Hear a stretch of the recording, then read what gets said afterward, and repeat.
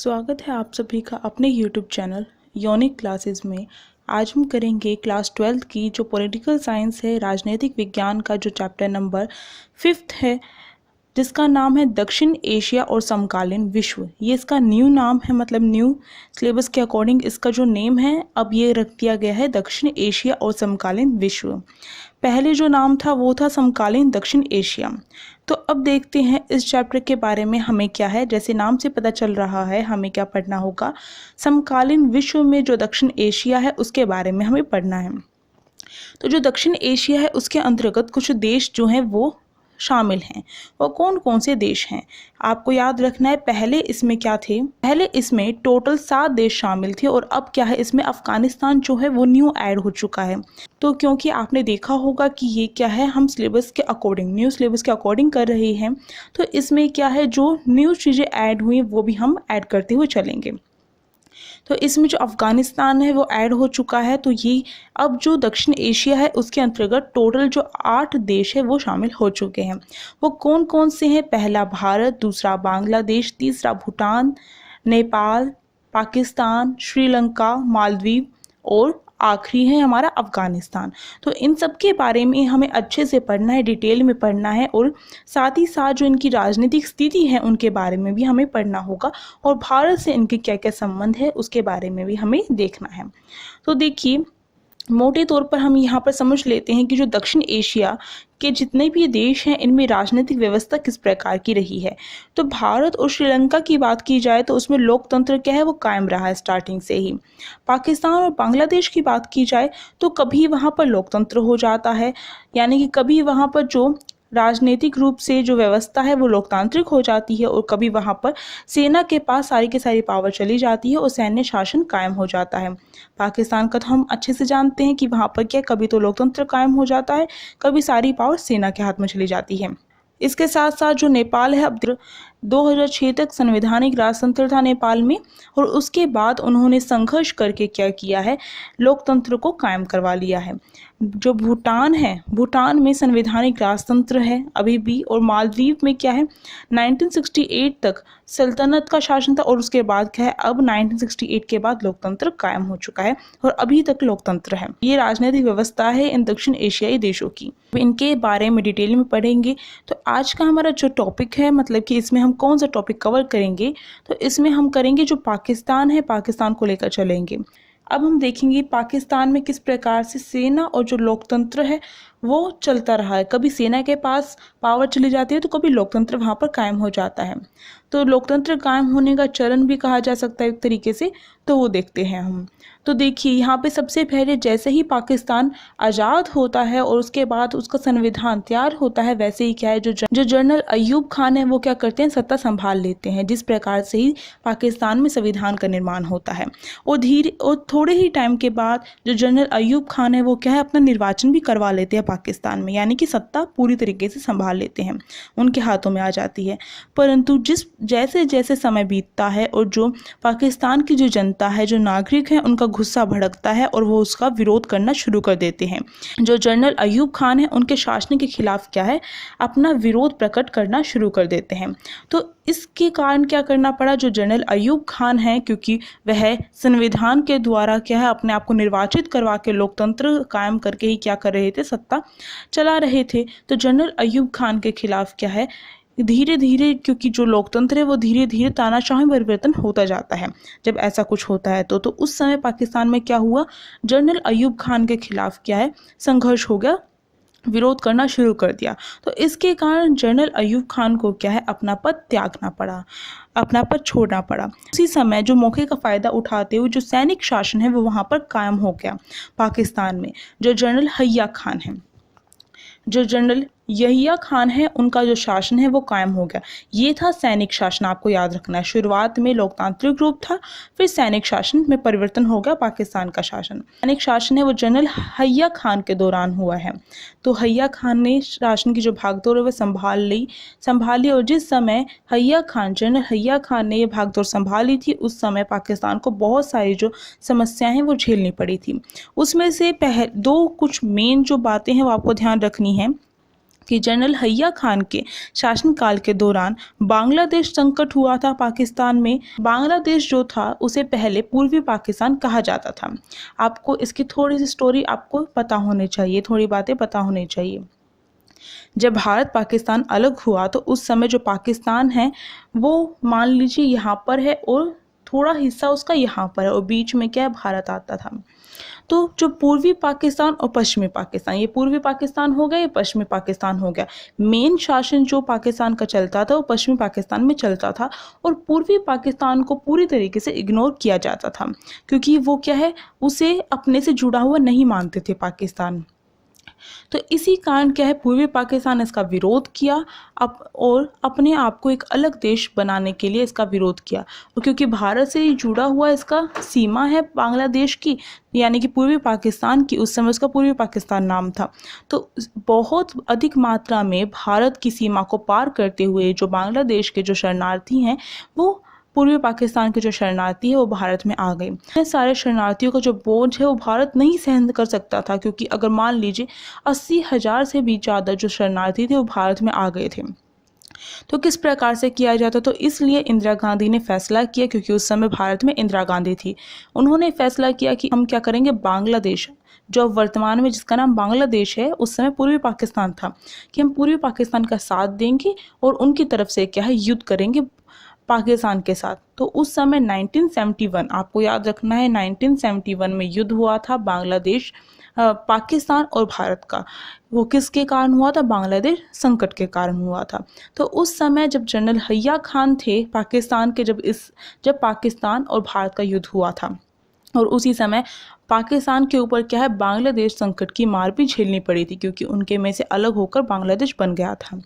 तो ये दो जो चीज़ें हैं, इसके कारण क्या हुआ, अगर किसी के शासनकाल में अगर वह जो युद्ध है वह हार जाता है और इस प्रकार का संकट झेलना पड़ता है उस देश को, तो उस देश की जो जनता होती है वो उससे नाराज़ हो जाती है, उसके खिलाफ हो जाती है।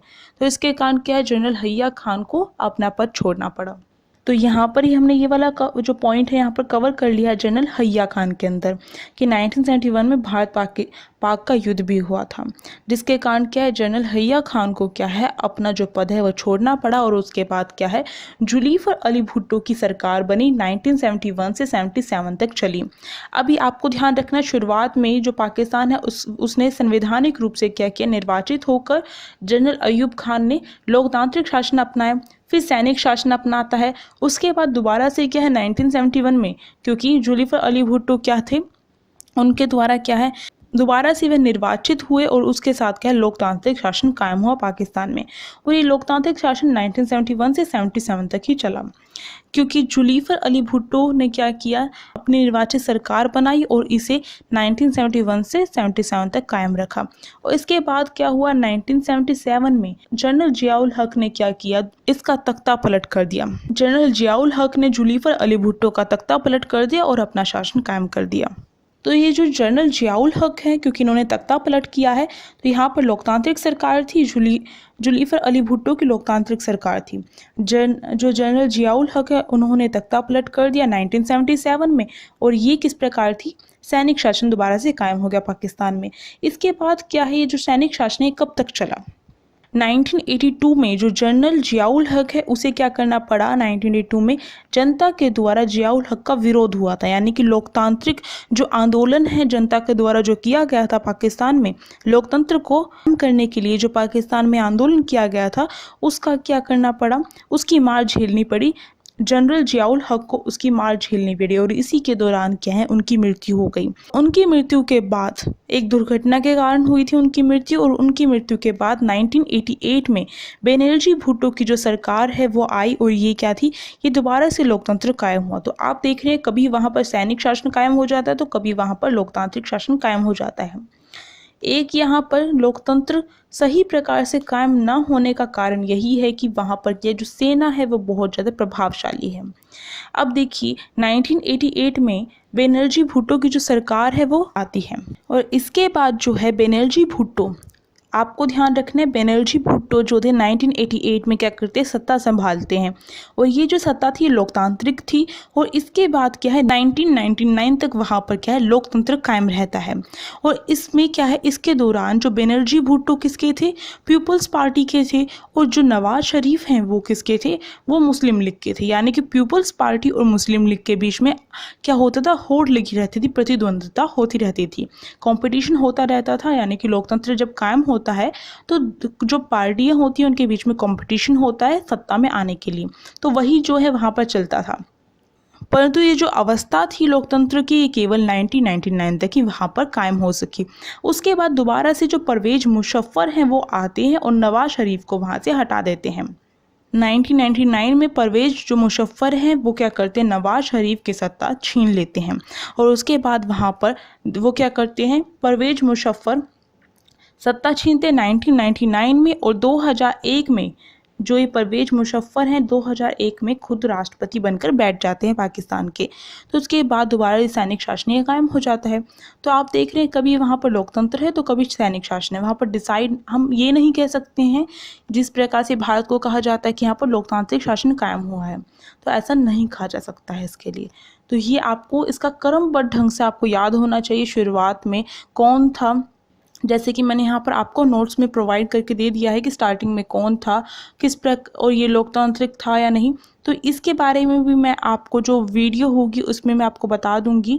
उसमें मैंने आपके लिए नोट्स तैयार कर रखे हैं कि स्टार्टिंग में लोकतंत्र था, कब से लेकर कब तक था, फिर उसके बाद उस समय किसकी सरकार थी, फिर उसके बाद सैनिक शासन आता है कब से लेकर कब तक है पाकिस्तान में, तो वो भी हम देख लेते हैं। तो यहाँ पर देखिए मेरे ख्याल से आपके लिए ये काफ़ी हेल्पफुल होगा कि जो पाकिस्तान का याद करने में काफ़ी दिक्कत होती है कि किस समय वहाँ पर निर्वाचन सरकार थी, किस समय वहाँ पर लोकतांत्रिक सरकार थी, किस समय वहाँ पर सैनिक शासन कायम हो गया, तो ये काफ़ी मुश्किल होता है याद करने में। तो यहाँ पर मैंने कुछ तैयार किया है, तो यहाँ पर जो नोट्स प्रोवाइड किए हैं शायद आपकी हेल्प होगी, अगर हो तो आप कमेंट में बता सकते हैं। तो देखिए जो जनरल अयूब खान है वो स्टार्टिंग में आते हैं जैसे संविधान कायम होता है पाकिस्तान में, और इनकी सरकार जो है वो निर्वाचित सरकार होती है। इसके बाद जनरल हया खान आकर सत्ता छीन लेते हैं, तो ये सैनिक शासन वहाँ पर कायम होता है।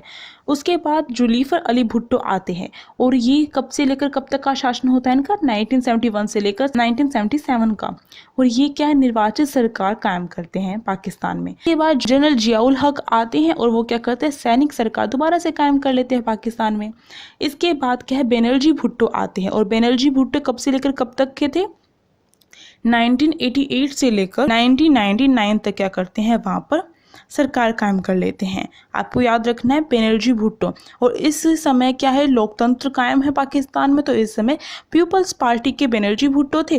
पीपल्स पार्टी और जो मुस्लिम लीग है उसके बीच में प्रतिद्वंद्विता होती रहती थी, तो आपको याद रखना है। इसके बाद 1999 में जो नवाज शरीफ थे उनसे सत्ता छीन ली जाती, यानी कि 1988 में क्या था, बेनर्जी भुट्टो थे। परंतु आखिर में जब 1999 आता है, जब उस समय सत्ता छीन ली जाती है, तो उस समय कौन कायम था सत्ता पे, कौन वहाँ पर सत्ता को संभाल रहा था, नवाज शरीफ संभाल रहे थे।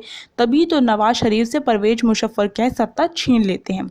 तो इनडायरेक्टली आपको बताया गया है कि उस समय 1999 में क्या थे, नवाज शरीफ वहाँ पर निर्वाचित सरकार थे। फिर जो परवेज मुशर्रफ हैं वो क्या सैनिक सरकार कायम कर लेते हैं 2001 में, और खुद को राष्ट्रपति बनाकर बैठ जाते हैं। तो ये हो गया इसका क्रमबद्ध ढंग से। अब हमें देखना है कि पाकिस्तान में ऐसा क्यों है कि वहाँ पर कभी तो जो लोकतांत्रिक शासन कायम हो जाता है, कभी वहाँ पर सैनिक शासन कायम हो जाता है, कभी वहाँ पर निर्वाचित सरकार आ जाती है। तो ऐसा क्यों होता है, कोई ना कोई रीज़न तो होगा। तो देखिए, तो देखेंगे अब हम जो पाकिस्तान है उसमें जो लोकतंत्र है वो स्थायी क्यों नहीं रह पाता है। वहाँ पर कभी तो सैनिक शासन कायम हो जाता, कभी वहाँ पर निर्वाचित सरकार आ जाती है, तो कभी वहाँ पर लोकतंत्र कायम हो जाता है। तो इसका कारण क्या है आखिरकार, और ये मैं आपको बता दूँ, ये मोस्ट इंपॉर्टेंट क्वेश्चन है, बार बार आपसे पूछा जाता है कि जो पाकिस्तान है उसमें लोकतंत्र स्थायी न होने के कारण क्या है। एक सिंपल सा क्वेश्चन है, पर इसे भी आपको अच्छे से कर लेना है। तो देखिए इसका सबसे इम्पोर्टेंट जो कारण है वहाँ पर क्या है, धर्म गुरु और भूस्वामी अभिजनों का सामाजिक दबाव।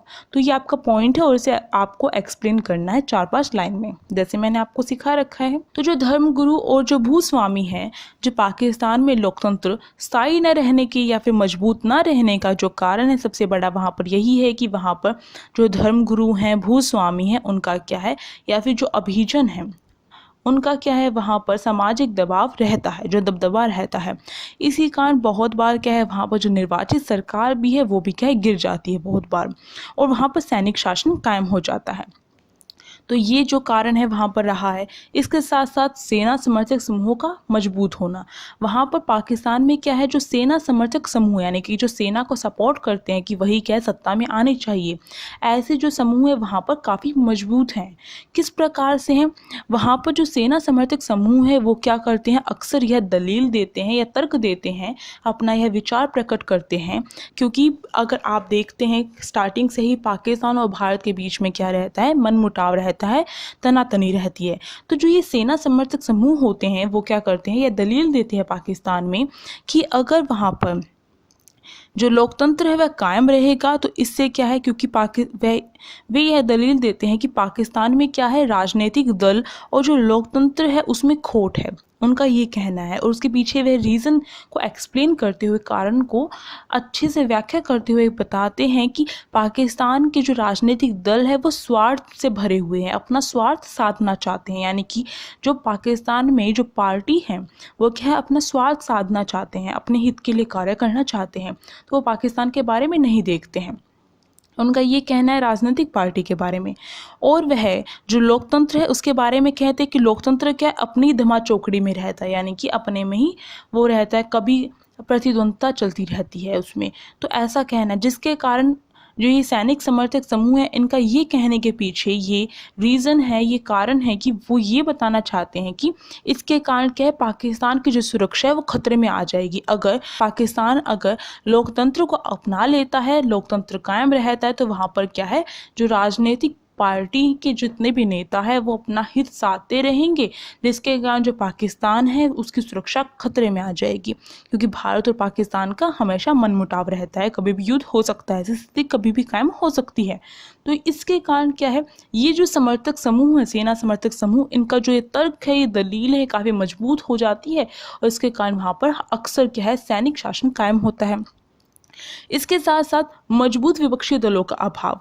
जो पाकिस्तान है वहाँ पर जो विपक्षी दल है वो काफ़ी मजबूत नहीं है। अगर देखा जाए तो पीपल्स पार्टी है और दूसरी वहाँ पर अगर देखा जाए तो मुस्लिम लीग है। इसकी अगर कोई भी पाकिस्तान की जनता जो है अगर वह पीपल्स पार्टी को वोट देती है तो वो जीतती है, और मुस्लिम लीग को देती है तो वो, उसके अलावा जो बाकी जो पार्टियां हैं वो ना के बराबर हैं कही जाए तो। यानी कि जो बाकी पार्टियां हैं वो अस्तित्व में होती ही नहीं हैं, वो उस रेस में होती ही नहीं हैं। तो विपक्षी दल का अभाव देखा जाता है। अगर जो सत्ता में आई हुई जो पार्टी वो ठीक से काम नहीं करती है तो विपक्षी जो दल होता है उसका कार्य होता है उसे टोकना, उसकी आलोचना करना। तो पाकिस्तान में इस चीज़ का अभाव देखा जाता है। इसके कारण क्या होता है, वहाँ पर सैनिक जो शासन है वो कायम हो जाता है। इसके साथ साथ बहुत ही जो बड़ा जो वहाँ पर कारण है सैनिक शासन कायम होने का, वो क्या, अंतर्राष्ट्रीय समर्थन का ना मिलना।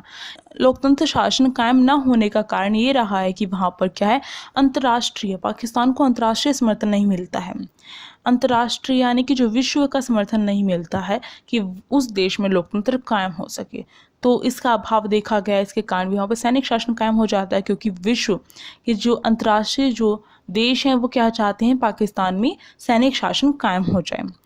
इसके साथ साथ राजनीति में सेना का हस्तक्षेप। जो राजनीति है वहाँ पर अक्सर क्या है, सेना का हस्तक्षेप देखा जाता है। आपने देखा होगा, खुद अभी हमने देखा कि कभी वहाँ पर लोकतंत्र कायम हो जाता है, फिर क्या है, लोकतंत्र सही से चल रहा होता है तो सेना आती है और वहाँ पर क्या, सारी सत्ता अपने हाथों में ले लेती है। तो राजनीति में जो सेना का हस्तक्षेप है ये इसी कारण होता है कि सेना को अधिक पावर दी गई है, अधिक वर्चस्व दिया गया, वहाँ पर वर्चस्व कायम हो चुका है, अधिक दबदबा कायम हो चुका है। तो वहाँ पर अधिक शक्ति दी गई है सेना को ऐसे करने के लिए। अगर सेना के पास इतनी शक्ति नहीं होती तो वो ऐसा नहीं कर सकती थी। तो ये जो कारण है रहा है। सेना का हस्तक्षेप करना राजनीति में। सेना बार बार आती है और क्या है, सत्ता को अपने हाथों में ले लेती है। अगला जो कारण है विदेशी ताकतों का हस्तक्षेप। जो विदेशी ताकतें हैं, जैसे कि अगर इसका एग्जाम्पल देखा जाए तो अंतर्राष्ट्रीय जो विश्व है उसमें जो अमेरिका है और इसके साथ साथ जो पश्चिम के जितने भी देश हैं वो क्या चाहते हैं कि पाकिस्तान में जो है सैनिक शासन कायम हो। ऐसा चाहने के पीछे उनका एक कारण है, वो ऐसा क्यों चाहते हैं, जो अमेरिका है वो क्यों चाहता है और उसके साथ साथ जो पश्चिमी देश है वो ऐसा क्यों चाहते हैं।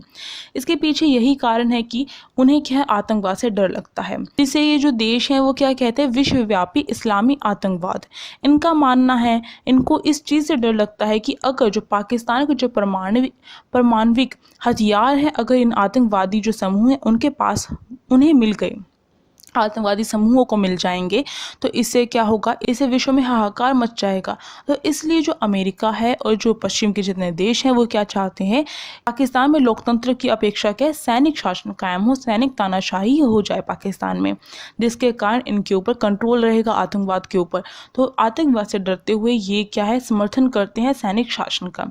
इसलिए भी वहाँ पर क्या है, बार बार सैनिक जो तानाशाही है वो कायम होती है, सैनिक शासन कायम होता है। आज हमने देखा कि राजनीतिक व्यवस्था किस प्रकार की है पाकिस्तान की। इसके साथ साथ ऐसी राजनीतिक व्यवस्था होने के पीछे क्या कारण है ये भी हमने देखा है। तो इसके बाद का जो चैप्टर है वो हम क्या है नेक्स्ट पार्ट में करेंगे। अगर अच्छा लगा तो लाइक, शेयर एंड कमेंट करके बताइए कैसे लगा। चैनल पर नए हो तो मुझे सपोर्ट करने के लिए चैनल को सब्सक्राइब कर सकते हो और साइड में जो बेल आइकन है उसे प्रेस कर सकते हो, जिससे कि न्यू वीडियोज़ की नोटिफिकेशन आपके फ़ोन में आ सके। Thank you.